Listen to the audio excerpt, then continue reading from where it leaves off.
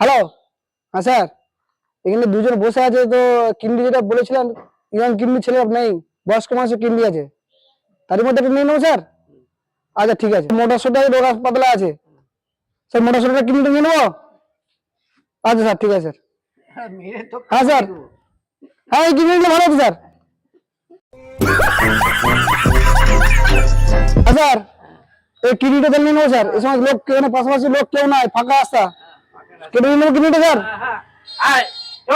আচ্ছা কিডনি নেওয়ার দরকার আছে, কিডনি নেওয়ার দরকার আছে। আজকে এই যে পেশেন্ট হাসপাতালে ভর্তি আছে, কিডনি দেখে খেতে পারে না। তোমার ছেড়ে পেতে